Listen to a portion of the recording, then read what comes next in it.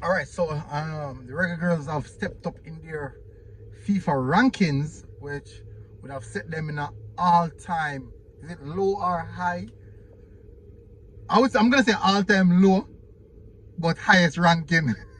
Can you imagine all-time low, but highest ranking? So it's basically an historical moment, historical achievement for the Reggae Girls in their FIFA ranking. Anyways, people, smash the like button, hit the subscribe button. Hopefully, you guys are doing good. If you're just seeing this program, if first you're seeing this program, hit the subscribe button, man, and join the family. Anyways, let's get straight to the meat of the matter.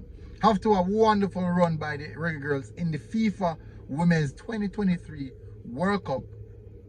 The Reggae Girls FIFA ranking went sky high. Well, not sky high. They moved 6th place up moving from 43rd to 37th in the FIFA ranking, which is quite good. It's really, really good. Personally, I thought they probably not jumping at 20s. Yeah, I'm thinking of jumping at 20s, but yeah, there you go.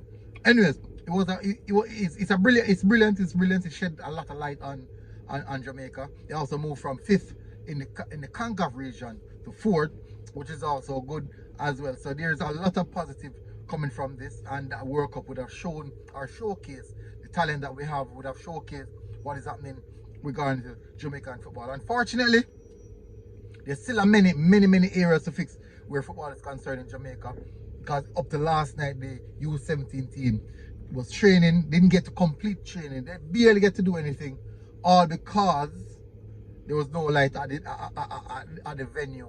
And can you imagine preparing for a game and no light? I'm 100% sure if it was a senior team, they would have had light, and if it was even the Reggae Boys, they would have had light for preparation. But fortunately, still don't get that. Women football in Jamaica still don't get that high level of recognition or attention. That's just how it is. Anyways, big up as well to the U14 girls. The CFU, they're participating in the CFU Challenge Series. They lost last night to Trinidad and Tobago. They lost 2-1. That's how it is sometimes. Hopefully they can bounce back.